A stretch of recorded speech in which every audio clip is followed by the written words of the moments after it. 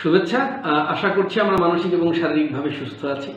আজকে আমরা যে বিষয়টি নিয়ে কথা বলতে যাচ্ছি, যারা আমরা এনভায়রনমেন্টাল সাস্টেনেবিলিটি নিয়ে কাজ করি, সেটা ফ্যাসিলিটি কিংবা ম্যানুফ্যাকচারার ইউনিটের ইন থেকে, কিংবা ব্র্যান্ড বা বায়ারের ইন থেকে, কিংবা অডিটরের ইন থেকে, আজকের দিনে এই বিষয়টা নিয়ে প্রচুর কাজ হয় বা কাজ করতে হয় আমাদেরকে, এবং এটি একটি খুব বিখ্যাত টুলস, আজকের দিনে খুবই পপুলার টুলস, এবং সেটা হচ্ছে হিগেফিএম। তো আমরা হিগেফিএম নিয়ে 10টি এপিসোড করব। তো আপনি যদি এই এনভায়রনমেন্টাল সাস্টেনেবিলিটি রিলেটেড কেউ হন বা আপনার যদি ইন্টারেস্ট থাকে, আপনি আমাদের এই জার্নিটার সাথে থাকতে পারেন।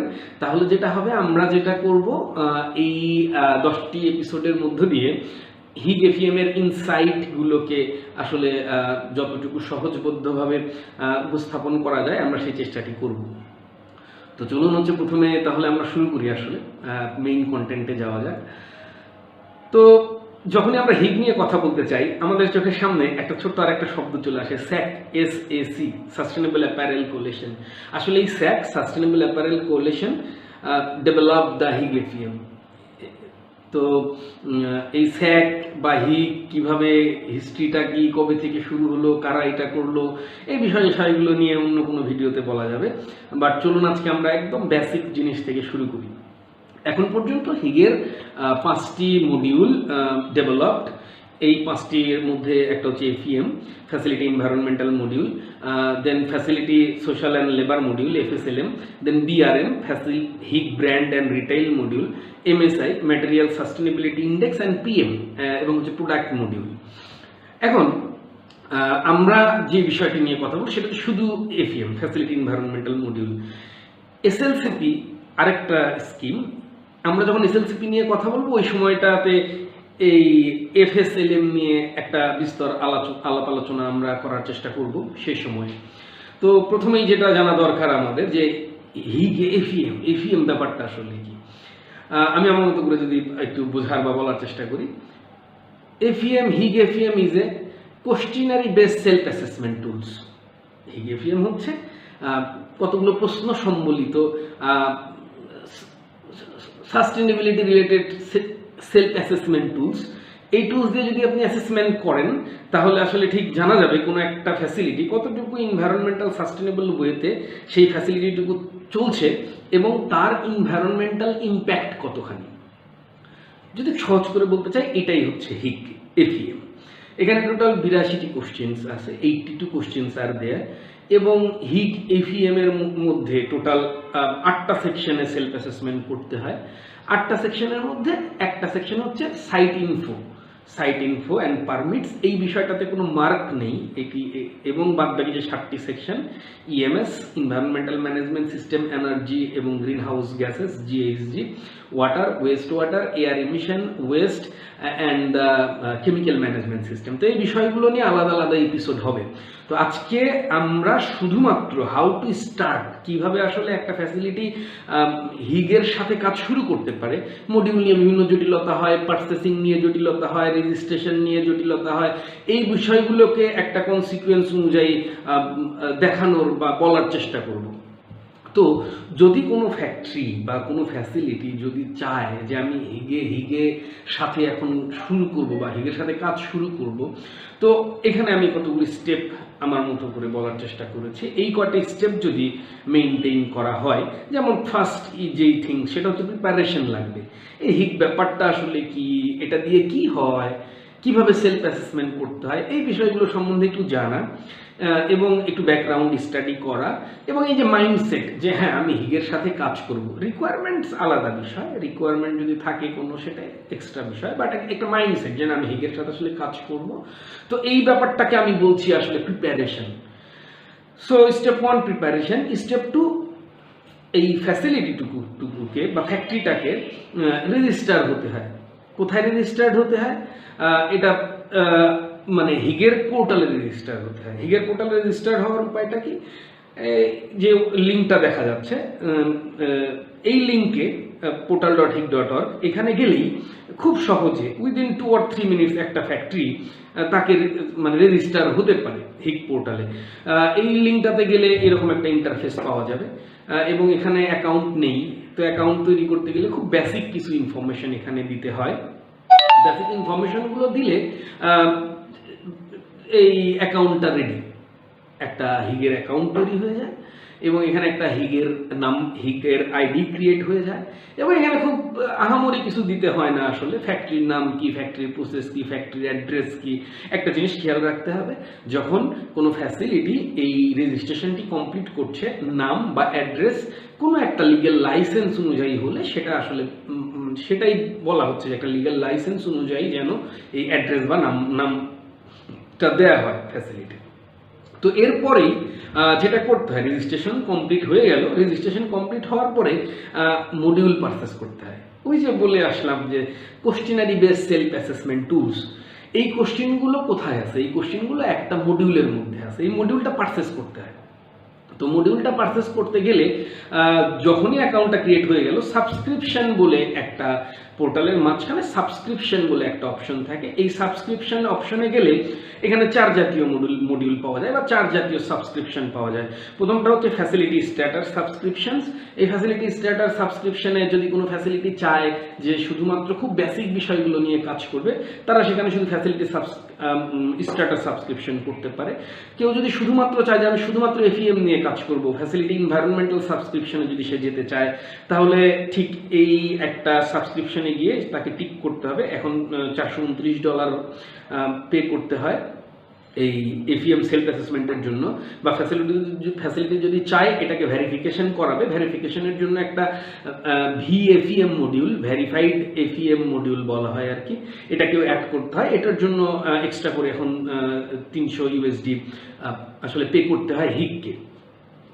এরপরে যদি কোনো ফ্যাসিলিটি চায় যে আমি আসলে এফইএম এফএসএলএম বোথ একসাথেই আসলে পারচেস করতে চাই মডিউল, তার জন্য আসলে ফ্যাসিলিটি প্লাস সাবস্ক্রিপশনসটা বেশি ভায়াবল। এবং কেউ যদি চায় যে শুধুমাত্র এফএসএলএম মডিউল কিনবো এবং হচ্ছে তার সাথে ভেরিফিকেশন, এফএসএলএম ভেরিফিকেশনের জন্য ভেরিফাইড মডিউলটাও কিনতে চাবো, তাহলে হচ্ছে তাকে এই 299 প্লাস 225 এই মডিউল এই পেমেন্ট করতে হয়। এখন প্রবলেম হলো প্রতিনিয়তই আমরা বিভিন্ন প্রশ্নের সম্মুখীন হই যে আসলে টাকাটা পে করবো কিভাবে, টাকাটা পে কিভাবে করা যায়। দেখুন, আপনার ডিজায়ার যেই মডিউল আছে সেই মডিউল যখনই আপনি টিক মার্ক দিবেন, টিক মার্ক দেওয়ার পরে আপনি এখানে রিভিউ অ্যান্ড পে একটা অপশন পাবেন এবং রিভিউ অ্যান্ড পে অপশন পাওয়ার পরেই এখানে চারটা ভাবে দেয়ার আর 4 ওয়েজ টু পে। একটা হচ্ছে ক্রেডিট কার্ড, একটা আলিপে এবং একটা উইচাট পে এবং একটা হচ্ছে ওয়ার ট্রান্সফার। এখন বাংলাদেশের জন্য ক্রেডিট কার্ড এবং ওয়ার ট্রান্সফার এই দুটো বেশি ভায়াবল। বাট ক্রেডিট কার্ডের প্রবলেম হচ্ছে বাংলাদেশের রুলস অনুযায়ী $300 বেশি আসলে পে করা যায় না at a time. In that cases wire ট্রান্সফারটা বেশি যুক্তিযুক্ত। ওয়ার ট্রান্সফার যদি আপনি ক্লিক করেন তাহলে ওইখানে একটা অপশন পাওয়া যাবে যে জেনারেট ইনভয়েস। তো আপনি ওয়ার ট্রান্সফারে যাবেন, ইনভয়েসটা জেনারেট করবেন। যে ইনভয়েস আপনি যে মেইল দিয়ে অ্যাকাউন্টটা করলেন, রেজিস্টার করলেন, সেই অ্যাকাউন্টে আপনার ইনভয়েসটা চলে যাবে এবং সেই ইনভয়েসটা নিয়ে গিয়ে আপনি যে ব্যাংকের সাথে লেনদেন করেন সেই ব্যাংকের কাছে গেলেই তারা পেমেন্টটা ডান হয়ে যাবে। আর পেমেন্টটা হয়ে গেলে আপনি তখন সেলফ অ্যাসেসমেন্ট করতে পারবেন। এখন বিষয়টা হচ্ছে সেলফ অ্যাসেসমেন্ট হয়ে গেল, মডিউল হয়ে গেল, আপনার এখন সেলফ অ্যাসেসমেন্ট করতে হবে। আসল বিষয়টা টেকনিক্যাল কম্পিটেন্সি বা টেকনিক্যাল জ্ঞান দরকার আসলে এই সেলফ অ্যাসেসমেন্টটুকু করতে গিয়েই। আমরা বলছিলাম যে টোটাল 82টি কোশ্চেন আছে এখানে এবং টোটাল 8টা সেকশনের আপনাকে, বা আপনি যদি একটা ফ্যাসিলিটি হন আপনাকে অ্যান্সার করতে হয়। এই 8টা ফ্যাসিলিটির মধ্যে সাইট ইনফোটা একেবারেই বেসিক বিষয়।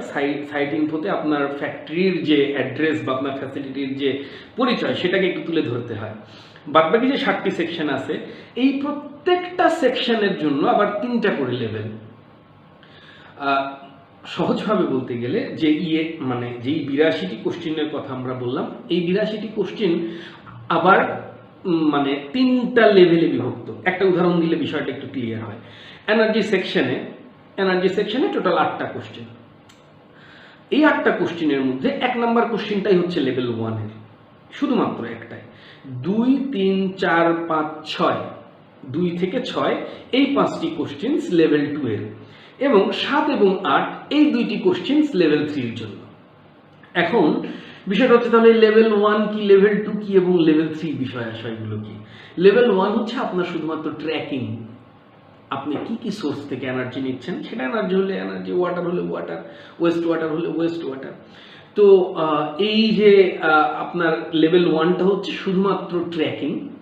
লেভেল 2 ব্যাপারটা হচ্ছে আপনার টার্গেট সেটিং এবং বেস লাইন সেটিং। লেভেল 3 হচ্ছে আপনার যদি কোনো প্রোগ্রেসিভ প্র্যাকটিসেস থাকে বা মানে অ্যাডভান্স লেভেলের কোনো প্র্যাকটিসেস থাকে, এটা হচ্ছে লেভেল 3 এর questions.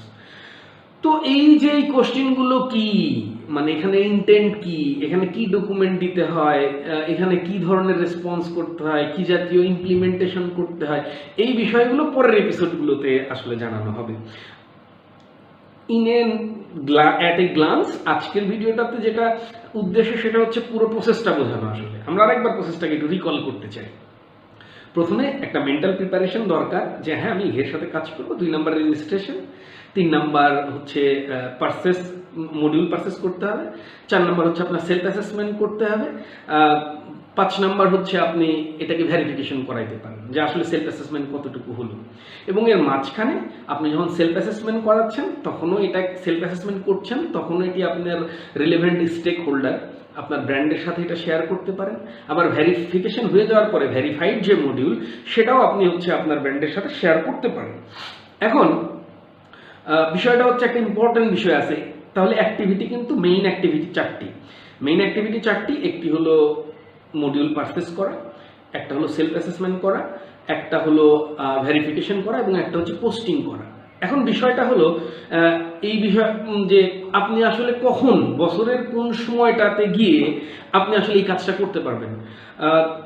Purchase, module purchase, registration আপনি বছরের যে কোনো সময়ই করতে পারবেন। মডিউল পারচেস করতে পারবেন, এখন 2022 চলছে, যারা এখন কাজ করছে হিগ নিয়ে তারা আসলে 2021 সাইকেলের জন্য কাজ করছেন, যে হিগ 2021 হিগ এফিএম সাইকেল। তো অক্টোবরের লাস্ট দিন পর্যন্ত মডিউল পারচেস করা যাবে, সেলফ অ্যাসেসমেন্ট করা যাবে ডিসেম্বরের লাস্ট দিন পর্যন্ত এই বছরের, পোস্টিং করা যাবে ডিসেম্বরের লাস্ট দিন পর্যন্ত এবং ভেরিফিকেশনও করা যাবে ডিসেম্বরের লাস্ট দিন পর্যন্ত। কিন্তু এখন কথা হচ্ছে বিভিন্ন সময় আমরা শুনে থাকি বা 30 এপ্রিলের একটা বিষয় আছে যে 30 এপ্রিল লাস্ট ডেট। হ্যাঁ, 30 এপ্রিল হিগের একটা ফিচার আছে, এটাকে বেঞ্চমার্কিং বলা হয়। মানে এখন পর্যন্ত বেঞ্চমার্কিং বিষয়টাকে পরের এপিসোডে আমরা বলবো।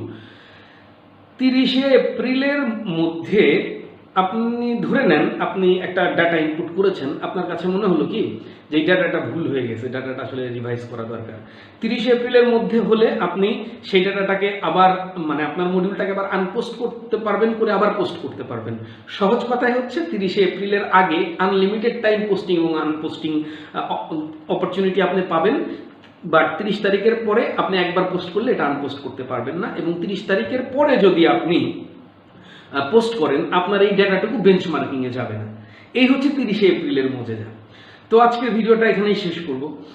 পরবর্তী এপিসোডে এটা আরও ইন ডিটেলস যাবে, আপনি আমাদের সাথে জার্নিটার মধ্য দিয়ে যদি থাকেন আশা করছি হিগ নিয়ে আপনার খুব বেশি প্রবলেম হবে না। আপনার যত প্রশ্ন, যত দ্বিধা, সব দ্বিধা প্রশ্নের উত্তর আপনি পেয়ে যাবেন।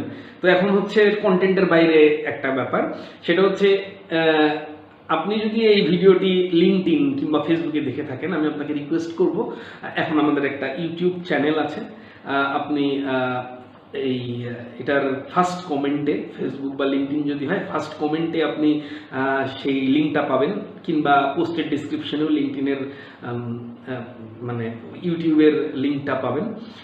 সাবস্ক্রিপশন আশা করছি, আর সাথে থাকুন, স্টে টিউনড। দেখা হচ্ছে আগামী সপ্তাহে এটার নেক্সট এপিসোড নিয়ে। মোর টেকনিক্যাল যত ইনসাইট বিষয়গুলো আছে যত সহজভাবে পারা যায় আমরা চেষ্টা করব সেটাকে উপস্থাপন করার। যতদিন পর্যন্ত আবার দেখা না হচ্ছে, কথা না হচ্ছে, শারীরিক এবং মানসিকভাবে সুস্থ থাকবেন, ভালো থাকবেন। আজকের জন্য আল্লাহ হাফেজ।